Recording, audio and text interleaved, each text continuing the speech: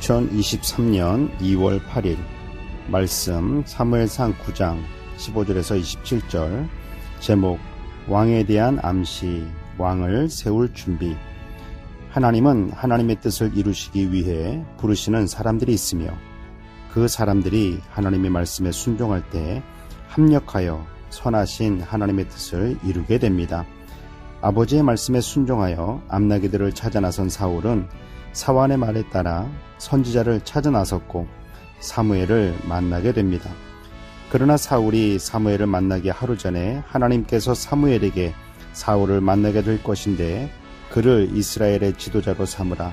그가 내 백성을 블레셋 사람들의 손에서 구원하리라 말씀하셨고, 사무엘이 사울을 만났을 때 하나님께서 사울이 하나님께서 말씀하신 그 사람이라 말씀하셨습니다.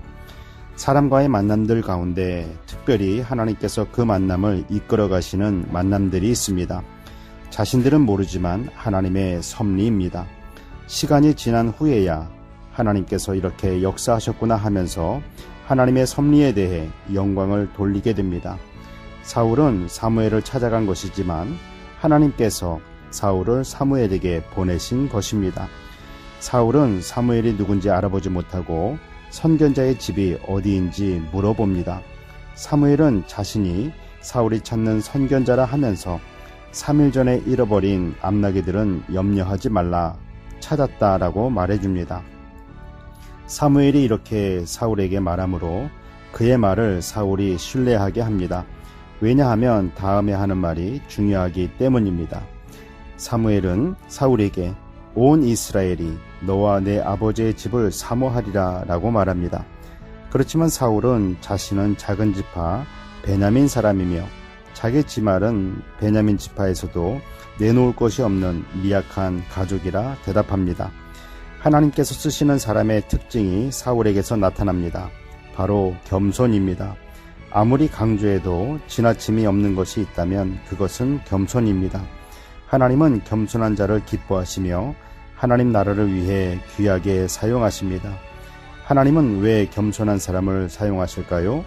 겸손한 사람은 자신의 뜻을 말하지 않고 하나님의 뜻에 순종합니다. 겸손한 사람은 모든 일을 잘 마친 후에 영광을 자기에게 돌리지 않고 모든 영광을 하나님께 올려드립니다. 사무엘은 30명이 있는 방으로 사울을 인도하여 청한 사람들 중 높은 자리에 앉도록 해줍니다. 백성들에게 인정받는 지도자 사무엘이 인정해주며 높은 자리에 앉게 하는 사울. 다른 사람들은 사울에 대해 잘 모르지만 사무엘로 인해서 사울을 인정합니다.